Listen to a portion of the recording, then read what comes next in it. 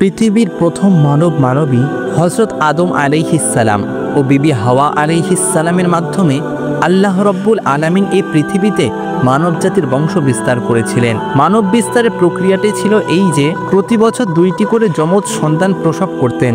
সেই সন্তানদের একটি হতো পুরুষ, আরেকটি হতো নারী। হযরত আদম আলাইহিসসালামের প্রথম সন্তানের নাম রাখা হয়েছিল কাবিল এবং কন্যা সন্তানের নাম রাখা হয়েছিল আকলিমা। দ্বিতীয় জনের পুরুষ সন্তানের নাম রাখা হয়েছিল হাবিল এবং কন্যা সন্তানের নাম রাখা হয়েছিল গাজা। কাবিলের সাথে জন্মগ্রহণকারিণী বোন আকলিমা ছিল অত্যন্ত রূপসী সুন্দরী, সীমাহীন রূপ সৌন্দর্য দান করেছিলেন। পক্ষান্তরে হাবিলের সাথে জন্মগ্রহণকারিণী বোন গাজা তেমন সুন্দর ছিল না। আল্লাহ রব্বুল আলামিন তাকে তেমন রূপ সৌন্দর্য দান করেননি। এইভাবে প্রতি বছর বিবি হাওয়া আলাইহিসসালাম যমজ সন্তান দান করতে লাগলেন এবং মানবের বংশ বিস্তার হয়ে চলল। তাদের প্রথম 2 জন সন্তান হলে যখন তারা বিবাহের বয়সে উপনীত হলো, তখন আল্লাহ রব্বুল আলামিন একটি বিশেষ নির্দেশ দিয়ে জিবরিল আলাইহিসসালামকে আদম আলাইহিসসালামের কাছে প্রেরণ করলেন। হযরত জিবরিল আলাইহিসসালাম আদম আলাইহিসসালামের কাছে উপস্থিত হয়ে বললেন, হে আল্লাহর নবী আদম, আপনার প্রথম 2 জনের পুত্রের বিবাহের বয়স হয়েছে। আল্লাহ রব্বুল আলামিনের উদ্দেশ্য হলো মানবের বংশ বিস্তার করা, অতএব আপনি তাদের মাঝে বিবাহ সংঘটিত করুন। তবে এক্ষেত্রে আল্লাহ রব্বুল আলামিনের নির্দেশ ছিল একজোড়া পুত্র ও কন্যার বিবাহ একত্রে সংঘটিত হতে পারবে না। একজোড়ার পুত্রের সাথে অপর জোড়ার কন্যার বিবাহ হবে। সাবধান যাতে কোনোভাবেই একজোড়ের পুত্রের সাথে কন্যার বিবাহ সংঘটিত না হয়। এই বলে হযরত জিবরিল আলাইহিসসালাম বিদায় গ্রহণ করলেন। আল্লাহ রব্বুল আলামিনের পক্ষ থেকে নির্দেশ লাভ করে হযরত আদম আলাইহিসসালাম তার 2 পুত্র হাবিল ও কাবিলকে ডাকলেন এবং তাদেরকে বললেন, হে বৎসদয়, আল্লাহ রব্বুল আলামিনের পক্ষ থেকে একটি বিশেষ নির্দেশ এসেছে। তোমাদের বিবাহের বয়স হয়েছে আর আল্লাহ রব্বুল আলামিনের উদ্দেশ্য হলো মানবের বংশ বিস্তার করা। অতএব আমি তোমাদের মাঝে বিবাহ সংঘটিত করে দিতে চাই। একই জোড়ের পুত্র কন্যার মাঝে বিবাহ সংঘটিত হতে পারবে না, বরং প্রথম জোড়ের পুত্রের সাথে দ্বিতীয় জোড়ের কন্যার বিবাহ দিতে হবে এবং দ্বিতীয় জোড়ের পুত্রকে প্রথম জোড়ের কন্যার সাথে বিবাহ দিতে হবে। সুতরাং কাবিল বিবাহ করবে গাজাকে আর হাবিল বিবাহ করবে আকলিমাকে। পিতার উপদেশ শুনে হাবিল নীরব রইল, কিন্তু কাবিল প্রবল আপত্তি করে বসল এবং সে প্রতিবাদের সুরে বলে উঠল, হে আমাদের পিতা, আপনি আমাদের যে নির্দেশ দিয়েছেন এটি বড় অন্যায় ও ইনসাফহীন নির্দেশ। আকলিমা আমার সাথে জন্মগ্রহণ করেছে, যুক্তির দাবি এটাই যে তাকে আমার সাথে বিবাহ দিতে হবে, আর গাজা হাবিলের সাথে জন্মগ্রহণ করেছে, অতএব তাকে হাবিলের সাথেই বিবাহ দেওয়া হোক। আমার বোন আকলিমা অনেক সুন্দরী ও সুশ্রী, পক্ষান্তরে গাজা অনেক বিশ্রী। আমি আমার বোন আকলিমাকে ছাড়া অন্য কাউকে বিবাহ করব না। হাবিল তার বিশ্রী বোনকে গাজাকে বিবাহ করুক আর আমি আমার সুন্দরী বোন আকলিমাকে বিবাহ করব। আল্লাহ তাআলা তো আমাদেরকে মায়ের গর্ভে জোড়াই জোড়াই সৃষ্টি করেছেন, অতএব দুনিয়ার জমিনে ভূমিষ্ঠ হওয়ার পরে আপনি কেন এই জোড়া ভাঙতে চাচ্ছেন? এটা তো কঠিন জুলুম, অত্যাচার এবং ন্যায় নীতিহীন আদেশ। এটা আমার মনে হয় আপনি হাবিলকে অধিক ভালোবাসেন, তাই তার সাথে আমার সুন্দরী বোন আকলিমাকে বিবাহ দিতে চাচ্ছেন। তবে আমিও আমার পরিষ্কার সিদ্ধান্ত জানিয়ে দিচ্ছি, আমি হাবিলের সাথে আকলিমার বিবাহ কোনো মতেই মেনে নেব না। যেভাবেই হোক আমি আমার সুন্দরী বোন আকলিমাকে বিবাহ করব। আমি আপনার আগেই জানিয়ে দিচ্ছি, আমাদের বিবাহ যদি কোনো দুর্ঘটনার সৃষ্টি হয় তাহলে এর জন্য আপনি দায়ী থাকবেন। কাবিলের কথা শুনে আদম আলাইহিসসালাম বললেন, বৎস, তুমি হয়তো মনে করেছো এইগুলো আমার নিজের বানানো কোনো কথা। আমি এবার নিজে থেকে কোনো কিছুই করছি না, বরং আমি আল্লাহ রব্বুল আলামিনের হুকুমগুলি তোমাদের শুনিয়ে দিলাম মাত্র। আর তুমি জেনে রাখো, আমি আল্লাহ রব্বুল আলামিনের বিধানের সামান্যতম নড়চড় করব না। তার নির্দেশ অনুসারে তোমাদের বিবাহ সংগঠিত হবে। আমি একবার তার হুকুম অমান্য করে বেহেশত থেকে দুনিয়ায় নিক্ষিপ্ত হয়েছি, আমি আর কোনোদিনও তার নির্দেশ অমান্য করতে পারবো না। পুনরায় যদি আমি আমার প্রতিপালকের হুকুমের অন্যথা করি তাহলে আমার ওপর কোন বিপদ আসবে আমি তা জানি না, এবং আমি আমার প্রতিপালকের আযাব ও শাস্তি নিয়ে অত্যন্ত ভীত সন্ত্রস্ত। অতএব হে বৎস, অবনত চিত্তে আল্লাহর হুকুম মেনে নাও। তিনি যেভাবে বিবাহের ফরমান জারি করেছেন সেই মতেই বিবাহ করার জন্য প্রস্তুত হয়ে যাও। কিন্তু আদম আলাইহিসসালামের কোনো নিষেধেরই কর্ণগোচর হলো না, সে তার জিনের অটল থাকলো। আদম আলাইহিসসালাম তাদেরকে বললেন, ঠিক আছে, তোমরা এখন যাও, এ ব্যাপারে আল্লাহ রব্বুল আলামিনের পরিবর্তী নির্দেশের অপেক্ষা করব। অতঃপর আল্লাহ রব্বুল আলামিনের নির্দেশ আমি তোমাদেরকে জানিয়ে দিব। এরপর হযরত আদম আলাইহিসসালাম আল্লাহ রব্বুল আলামিনের দরবারে দোয়া করে বললেন, হে মাবুদ, আমার সন্তানদের বিবাহের ব্যাপারে যে ফিতনা সৃষ্টি হয়েছে তা তুমি সবই দেখেছ। এর একটি উত্তম ফয়সালা দান করুন, যাতে করে প্রত্যক্ষভাবে তারা এর একটি প্রমাণ পেতে পারে। হযরত আদম আলাইহিস সালামের দোয়ার পরিপ্রেক্ষিতে আল্লাহ রব্বুল আলামিনের নির্দেশ নিয়ে জিবরাইল আলাইহিস সালাম তার কাছে আগমন করলেন এবং তিনি বললেন, হে আদম নবী, আপনি আপনার পুত্রদ্বয়কে কুরবানি করার নির্দেশ দিন। তারা তাদের কুরবানি নিয়ে পাহাড়ে রেখে আসবে। যার কুরবানি কবুল হবে সেই আকলিমাকে বিবাহ করবে। আল্লাহ রব্বুল আলামিনের পক্ষ থেকে এরূপ নির্দেশ পেয়ে হযরত আদম আলাইহিস সালাম পুনরায় তার পুত্রদেরকে ডাকলেন এবং বললেন, হে পুত্রদ্বয়, তোমরা দুইজনে কুরবানি করবে এবং তোমাদের কুরবানি পাহাড়ের ওপর রেখে আসবে। যার কুরবানি আল্লাহ রব্বুল আলামিন কবুল করবে সে আকলিমাকে বিবাহ করতে পারবে। অতএব যাও, তোমাদের কুরবানি পাহাড়ের ওপর রেখে আসো। হযরত আদম আলাইহিস সালামের যুগে কুরবানি করার নিয়ম ছিল কুরবানির বস্তু পাহাড়ের ওপর রেখে আসা হতো। আল্লাহ রব্বুল আলামিন যার কুরবানি কবুল করতেন তার কুরবানি আগুন এসে জ্বালিয়ে দিত। আর এটি ছিল কুরবানি কবুল হওয়ার নির্দেশ। পিতার নির্দেশ পেয়ে হাবিল ও কাবিল তাদের নিজ নিজ মাল থেকে কুরবানি বস্তু সংগ্রহের জন্য চলে গেল। কাবিল ছিল কৃষক, কৃষি কাজ করে শস্য উৎপন্ন করত, সুতরাং সে তার কৃষি পণ্যের মাধ্যমে কুরবানি সামগ্রী সংগ্রহের জন্য মনস্থির করল। পক্ষান্তরে হাবিল ছিল একজন মেষ পালক।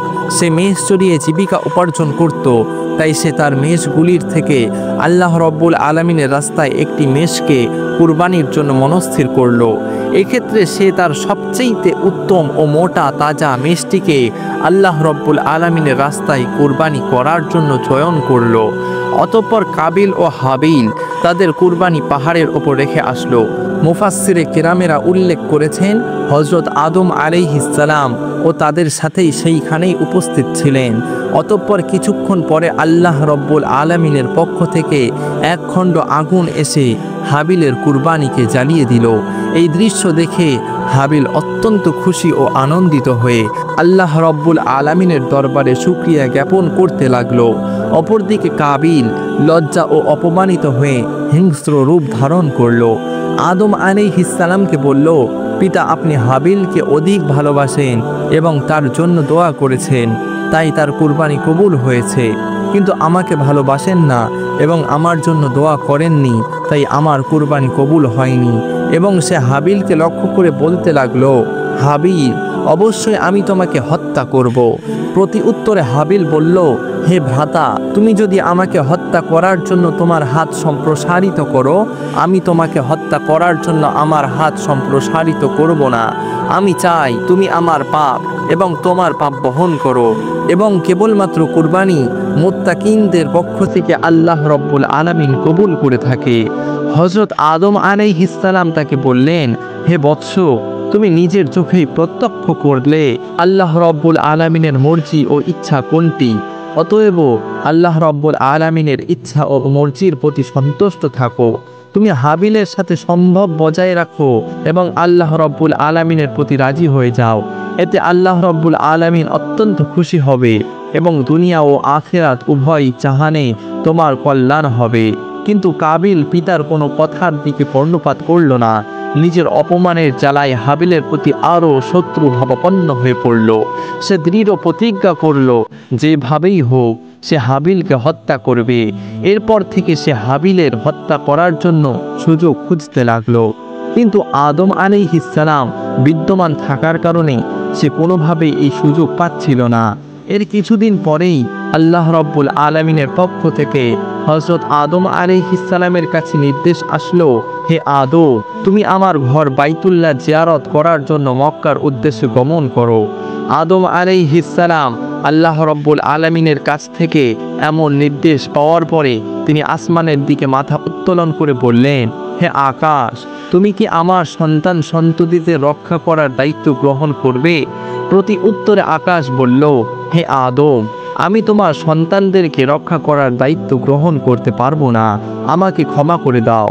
এরপরে হযরত আদম আলাইহিস সালাম পাহাড়কে লক্ষ্য করে বললেন, হে পাহাড়, তুমি কি আমার সন্তানদেরকে রক্ষা করার দায়িত্ব গ্রহণ করতে পারবে? পাহাড় প্রতি উত্তরে জবাব দিল, হে আদম, আমি তোমার সন্তানদেরকে রক্ষা করার দায়িত্ব গ্রহণ করতে পারবো না, তুমি আমাকে ক্ষমা করে দাও। অতএব হযরত আদম আলাইহিস সালাম জমিনকে লক্ষ্য করে বললেন, হে জমিন, তুমি কি আমার সন্তানদেরকে রক্ষার দায়িত্ব গ্রহণ করতে পারবে? জমিনও হযরত আদম আলাইহিস সালামকে একই উত্তর দিল। তখন হযরত আদম আলাইহিস সালাম হাবিলকে বলল, হে হাবিল, তুমি কি আমার সন্তানদেরকে রক্ষার দায়িত্ব গ্রহণ করতে পারবে? হাবিল বলল, হে আমার পিতা, আল্লাহ যদি আমার ওপর অনুগ্রহ করে থাকে তাহলে অবশ্যই আমি এই দায়িত্ব গ্রহণ করতে রাজি আছি। অতএব হযরত আদম আলাইহিস সালাম ও বিবি হাওয়া আলাইহিস সালাম সন্তানদেরকে রক্ষণাবেক্ষণের দায়িত্ব হাবিলের কাছে ন্যস্ত করে মক্কার উদ্দেশ্যে রওনা করল। আদম আলাইহিস সালাম হজে গমন করার পরে কাবিল তার উদ্দেশ্য সিদ্ধি করার জন্য একটি বিশাল সুযোগ খুঁজে পেল। এতদিনে সে পিতার শাস্তির ভয়ে তার উদ্দেশ্য সিদ্ধ করতে পারছিল না, কিন্তু যখন পিতা তাদের থেকে দূরে চলে গেল তখন আর কিসের ভয় করে। কোনো একদিন হাবিল বকরি ও মেষ চড়াতে মাঠে গেল। এরপর সে ক্লান্ত হয়ে একটি বৃক্ষের ছায়ায় ঘুমিয়ে পড়ল। যখন দেখল হাবিল নির্জনে একটি প্রান্তে গাছের ছায়ায় একাই ঘুমিয়ে রয়েছে, সেটিকে একটি বিশাল সুযোগ মনে করতে লাগলো। সে ভাবল হাবিলকে হত্যা করার এটাই উপযুক্ত সময়, কিন্তু সে বিপদের সম্মুখীন হয়ে গেল। হত্যা করবে তো ঠিকই, কিন্তু হত্যা করবে কোন উপায়ে এটা তার জানা ছিল না। তাই সে স্থির করতে পারল না। যেহেতু ইতিপূর্বে কেউ কোনো মানুষ হত্যা করেনি, তাই এই পদ্ধতি কাবিলেরও জানা ছিল না। মানুষ জাতির চিরশত্রু ইবলিস যখন দেখল হত্যা করা নিয়ে কাবিল একটি বিশেষ সমস্যায় পতিত হয়েছে, তখন সে ভাবতে লাগলো অবশ্যই তাকে সাহায্য করা আমার একান্ত দায়িত্ব ও কর্তব্য। মূলত সে এরকমই একটি সুযোগের অপেক্ষায় ছিল। তাই সে কাল বিলম্ব না করে একজন পথিকের আকৃতি নিয়ে কাবিলের সামনে আত্মপ্রকাশ করলো। অতঃপর সে তার শয়তানের শক্তির বলে একটি কৃত্রিম সাপ তৈরি করলো। সাপটি ধীরে ধীরে মানব রূপে ইবলিসের দিকে আগিয়ে আসতে লাগলো এবং সেই জমিন থেকে একটি পাথর উঠিয়ে সাপের মাথা লক্ষ্য করে ছুঁড়ে মারল। ফলে সাপের মাথা চূর্ণ বিচূর্ণ হয়ে গেল এবং সেখানেই সাপটি প্রাণ ত্যাগ করল। হত্যা করার এই পদ্ধতি দেখে হাবিল অত্যন্ত খুশি হলো এবং সে স্থির করল এই পদ্ধতিতেই তার ভাই হাবিলকে হত্যা করবে। হত্যা করার পদ্ধতি শেখার পরে কাবিল ধীরে ধীরে হাবিলের দিকে এগিয়ে যেতে লাগলো। যখন সে হাবিলের কাছে পৌঁছে গেল, সে বিরাট একটি পাথর তুলে নিল। অতঃপর সেই পাথরটি ঘুমন্ত হাবিলের মাথা লক্ষ্য করে প্রচণ্ড বেগে ছুঁড়ে মারল। পাথরের আঘাতে হাবিলের মাথা ফেটে চোরচির হয়ে গেল এবং সাথে সাথে মৃত্যুর কোলে ঢলে পড়ল। হাবিলের মৃত্যু তো হলো ঠিকই, কিন্তু এখন একটি নতুন সমস্যা দেখা দিল, আর তা এই যে হাবিলের মৃত্যুদেহ কিভাবে গোপন করবে, সে নিজেকে আত্মরক্ষা করবে।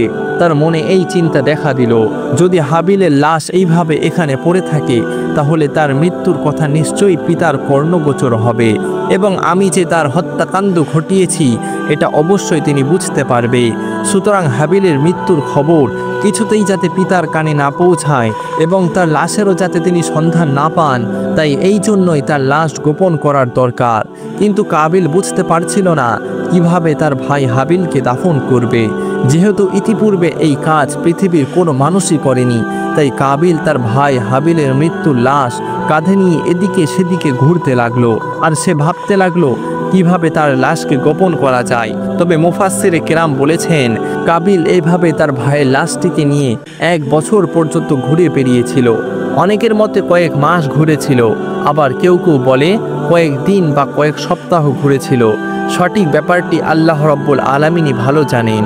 কাবিল যখন তার ভাই হাবিলের মৃত্যু লাশ কাঁধে করে এইভাবে ঘুরে বেড়াচ্ছিল, তখন আল্লাহ রব্বুল আলামিন ইচ্ছা করলেন যে তাকে 2টি নিকৃষ্ট প্রাণী দিয়ে মানুষ দাফন করার কাজটি শিক্ষাদান করবে। এই জন্য তিনি তার সামনে 2টি কাক পাঠিয়ে দিলেন। কাক 2টি কাবিলের সামনে আবির্ভূত হয়ে ভীষণ মারামারি শুরু করে দিল। তারা একে অপরকে ঠোঁট দিয়ে ঠুকরাতে শুরু করলো। এরপর একটি কাক অপর কাককে হত্যা করলো। এরপর জীবিত কাকটি তার ঠোঁট দিয়ে একটি গর্ত খনন করলো এবং মৃত কাকটিকে সেই গর্তের মধ্যে রেখে তার উপর মাটি চাপা দিয়ে দিল এবং সে উড়ে চলে গেল। এবং কাকদের থেকে মানুষ দাফনের এই পদ্ধতি শিক্ষা লাভ করার পরে কাবিল মনে মনে ভীষণ লজ্জিত হলো এবং সে এই বলে নিজেকে ধিক্কার দিতে লাগলো যে হায় রে, আমি এই সামান্য কাকের মতো বুদ্ধিমান নই। একটি কাক মানুষের দাফনের যে পদ্ধতি জানে, আমি সেই পদ্ধতিও জানি না। আমি এই কাকটির মতো হতে পারলাম না। কত নিকৃষ্ট আমি! কাকদের থেকে মানুষ দাফনের এই পদ্ধতি শিক্ষা লাভ করার পরে কাবিল ও তার ভাই হাবিলকে দাফন করার জন্য একটি কবর খনন করল। অতঃপর সেই কবরে হাবিলের লাশ রেখে তার উপর মাটি চাপা দিল। হাবিলের লাশ দাফন করার পরে সে একেবারে নিশ্চিন্ত হয়ে গেল এবং মনে মনে ভাবতে লাগলো, যে করেই হোক এই বিপদ থেকে আমি নিশ্চিত লাভ করলাম। এখন আর আমার থামাই কে? আকলিমাকে তো আমিই বিবাহ করব। এইসব ভাবতে ভাবতে সে পথ চলছিল আর অপেক্ষা করছিল কখন সে বাড়িতে পৌঁছাবে। এমন সময় আল্লাহ রব্বুল আলামিন জমিনকে নির্দেশ দিলেন, হে জমিন, তুমি কাবিলের দেহ হাঁটু পর্যন্ত গ্রাস করে ফেলো, তাকে নাড়াচাড়া করতে দিও না। সে তার নিজের ভাইকে হত্যা করে মহা পাপীতে পরিণত হয়েছে। জমিন সাথে সাথে আল্লাহ রব্বুল আলামিনের নির্দেশ পালন করলো এবং কাবিলকে হাঁটু পর্যন্ত গ্রাস করে ফেলল। হতভাগ্য কাবিল তার পা টেনে জমিন থেকে তুলতে পারল না। সে বুঝতে পারল এই শাস্তি আল্লাহ রব্বুল আলামিনের পক্ষ থেকে এসেছে। এই কথা বুঝতে পেরে সে আল্লাহ রব্বুল আলামিনের দরবারে বলতে লাগলো, হে মাবুদ, ইবলিস তো তোমার দরবার থেকে বিতাড়িত হয়েছিল মাত্র, কিন্তু জমিন তাকে এইভাবে গ্রাস করেনি। আমার অপরাধ কি ইবলিসের অপরাধের চেয়েও বড় যে জমিন আমাকে এইভাবে গ্রাস করে নিল?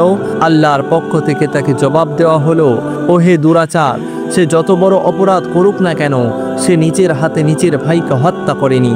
কাবিল আবার বলল, হে মাবুদ, আমার পিতা বেহেশতের অবস্থানকালে তোমার হুকুম অমান্য করে অনেক বড় গুনাহ করেছিল। তাকে তো তুমি শাস্তি দিয়েছ বটে, কিন্তু তাকেও তো জমিন এইভাবে গ্রাস করেনি। আল্লাহর তরফ থেকে জবাব আসলো, হে নিষ্ঠুর, তোমার পিতা আমার আদেশ অমান্য করে অন্যায় করেছিল নিজের প্রতি, কিন্তু তুমি এমন অপরাধ করেছ যাতে অন্যের হক নষ্ট হয়েছে। তুমি অন্যের প্রতি অবিচার করেছ, সুতরাং তোমার অপরাধ সর্বাপেক্ষাই গুরুতর। এরপর আল্লাহ রব্বুল আলামিন জমিনকে নির্দেশ দিলেন, হে জমিন, তুমি কাবিলের দেহকে তার বুক পর্যন্ত গ্রাস করে ফেলো। সাথে সাথে জমিন আল্লাহ রব্বুল আলামিনের হুকুম পালন করলো এবং কাবিলের দেহ বুক পর্যন্ত গ্রাস করে ফেলল। দিশেহারা হয়ে ব্যাকুলভাবে আল্লাহর দরবারে মিনতি জানাতে লাগলো, হে দয়াময় প্রভু, আমি না বুঝে ইবলিসের প্রতারণায় পড়ে আমার ভাই হাবিলকে হত্যা করেছি এবং অন্যায় করেছি। সত্যি এর চেয়ে অন্যায় আর কিছুই নেই। কিন্তু হে দয়াময়, তোমার দয়া অপরিসীম, সব কিছুই ক্ষমা করে দিতে পারো। হে আল্লাহ, আমি আমার পিতার নিকট শুনেছি যে তার গুনাহটি তোমার প্রিয় হাবিব মুহাম্মদ সাল্লাল্লাহু আলাইহি ওয়াসাল্লামের উসিলায় ক্ষমা করেছিলে। আমাকেও তুমি তোমার সেই মহান হাবিবের বরকতের উসিলায় ক্ষমা প্রদর্শন করো। এবার আল্লাহ রব্বুল আলামিন তার প্রিয় হাবিবের সম্মান ইজ্জত রক্ষার তাগিদে জমিনকে বলল, হে জমিন, তুমি কাবিলকে ছেড়ে দাও। কাবিল জমিনের কবল থেকে মুক্তি লাভ করার পরে ভাবতে লাগলো, যেভাবেই হোক আমি এই জমিনের কবল থেকে রক্ষা পেলাম, এবার আমার ঠেকাই কে? আমার বোন আকলিমাকে তো আমিই বিবাহ করব। কাবিলের এই কথা চিন্তা করার সাথে সাথে আল্লাহ রব্বুল আলামিনের একজন আজাবের ফারিস্তা এসে তাকে পাকড়াও করলো এবং তাকে পাহাড়ে বন্দি করে তার মাথায় একটি পাথর দ্বারা আঘাত করলো, আর সাথে সাথে কাবিলের মৃত্যু হয়ে গেল এবং আল্লাহ রব্বুল আলামিন পুনরায় তাকে জীবিত করলো। পুনরায় সেই ফারিস্তা তার মাথায় পাথর দ্বারা আঘাত করলো এবং পুনরায় সে মৃত্যুবরণ করলো। বলা হয়ে থাকে, কিয়ামত পর্যন্ত এই ফারিস্তা কাবিলকে এইভাবেই শাস্তি দিতে থাকবে। সহিহ মুসলিম শরীফে রাসূল পাক সাল্লাল্লাহু আলাইহি ওয়াসাল্লামের পক্ষ থেকে এই হাদিসটি বর্ণিত হয়েছে। রাসূল সাল্লাল্লাহু আলাইহি ওয়াসাল্লাম বলেছে, কিয়ামত পর্যন্ত যত হত্যাকাণ্ড ঘটবে সেই পাপের একটি অংশ আদম আলাইহিস সালামের পুত্র কাবিলের আমল নামায় লেখা হবে, কেননা সেই প্রথম ব্যক্তি যে হত্যার মতো ভয়ঙ্কর এই পাপ কাজকে পৃথিবীর জমিনে চালনা করেছে। কাবিল যখন হাবিলকে হত্যা করেছিল তখন আদম আলাইহিস সালাম হজ আদায়ের জন্য মক্কা শরীফে গিয়েছিলেন। আদম আলাইহিস সালাম ফিরে এসে হাবিলের সন্ধান না পেয়ে তার সন্তানদেরকে জিজ্ঞাসা করলেন, হে বৎসরা, তোমরা কি তোমাদের ভাই হাবিলের কোনো সন্ধান জানো? আমি তাকে দেখছি না কেন? আদম আলাইহিস সালামের সন্তানেরা তাকে উত্তর দিল, হে পিতা, আপনি হজ করতে যাওয়ার কিছুদিন পর থেকেই আমরা আমাদের ভাই হাবিল ও কাবিলকে দুইজনকেই দেখছি না। আমরা তাদের অনেক খোঁজাখুঁজি করেছি, কিন্তু তাদের কোনো সন্ধান পাইনি। আমরা জানি না তারা কোথায় আছে, কি করছে। তাদের কথা শুনে আদম আলাইহিস সালাম বুঝতে পারলেন অবশ্যই কাবিল হাবিলকে হত্যা করেছে, আর সে তো তাকে ইতিপূর্বেই হত্যার হুমকি দিয়ে রেখেছিল। আর এই হুমকির কারণ যে তার একমাত্র কুপুত্র কাবিলের অন্যায় জেদ ছিল, সুতরাং এই জন্য তার মনে কোনরূপ দুঃখ হলো না। কিন্তু হাবিলকে হারিয়ে তিনি একেবারে শোকাকুল হয়ে পড়ল। অতঃপর তিনি আল্লাহ রব্বুল আলামিনের দরবারে কাঁদতে কাঁদতে প্রার্থনা করলেন, হে আল্লাহ, হাবিলকে যদি হত্যা করা হয়ে থাকে তাহলে তার কবর মৃত্যুর লাশ চিহ্নটুকু তুমি আমাকে দেখিয়ে দাও, তাতে আমি শান্তি পাব। আদম আলাইহিস সালামের পরিপ্রেক্ষিতে আল্লাহ রব্বুল আলামিন জানিয়ে দিলেন, হে আদম, তোমার পুত্র কাবিল তোমার সন্তান হাবিলকে হত্যা করেছে, এই জন্য কিয়ামত পর্যন্ত তাকে এই পাপের শাস্তি ভোগ করতে হবে। এবং পৃথিবী থেকে তোমার যত সন্তানই অন্যায়ভাবে হত্যাকাণ্ডে সংগঠিত করবে, সেখান থেকে তার পাপের একটি অংশ তোমার পুত্র কাবিলের আমলনামায় লিপিবদ্ধ করা হবে। নাউযু বিল্লাহ। অতঃপর আল্লাহ রব্বুল আলামিন তাকে হাবিলের মৃত্যুর জায়গা ও তার কবর সম্পর্কে জানিয়ে দিলেন। আল্লাহ রব্বুল আলামিনের পক্ষ থেকে এই সংবাদ জানার পর আদম আলাইহিস সালাম সেই অবস্থানে গেলেন এবং তিনি কবর থেকে হাবিলের লাশটি উঠিয়ে দেখলেন তার মাথা চূর্ণ বিচূর্ণ করে দেওয়া হয়েছে, তাছাড়া শরীরের এখনও রক্ত রঞ্জিত হয়ে রয়েছে। তখন হযরত আদম আলাইহিস সালাম হাবিলের লাশটিকে বাড়িতে নিয়ে আসলেন। পুত্রের এই অবস্থা দেখে বিবি হাওয়া কাঁদতে কাঁদতে অস্থির হয়ে গেল এবং সিদ্ধান্ত নিলেন হাবিলের লাশটিকে একটি সিন্ধুকে করে তাদের কাছে রেখে দিবে। তাদের এই চিন্তা করার পরে জিবরাইল আলাইহিস সালাম আল্লাহর হুকুম নিয়ে তাদের কাছে এসে বললেন, হে আদম ও হাওয়া, আপনারা যে সিদ্ধান্ত নিয়েছেন সেটি আল্লাহ রব্বুল আলামিনের সিদ্ধান্ত নয়। কোনো মৃত মানুষকে আপনারা আপনাদের কাছে রেখে দিতে পারবেন না, বরং আল্লাহ রব্বুল আলামিনের হুকুম হলো তাকে আপনারা উত্তম রূপে গোসল করিয়ে জমিনের পুনরায় দাফন করেন। জিবরাইল আলাইহিস সালামের পরামর্শে আদম আলাইহিস সালাম পুনরায় তার পুত্র হাবিলের লাশটিকে উত্তম রূপে কাফনের কাপড় পরিয়ে দাফন করে দিলেন। তো প্রিয় দর্শক মণ্ডলী, এই ছিল হাবিল ও কাবিলের হত্যাকাণ্ড। ভালো লাগলে কমেন্টে লিখুন আমিন।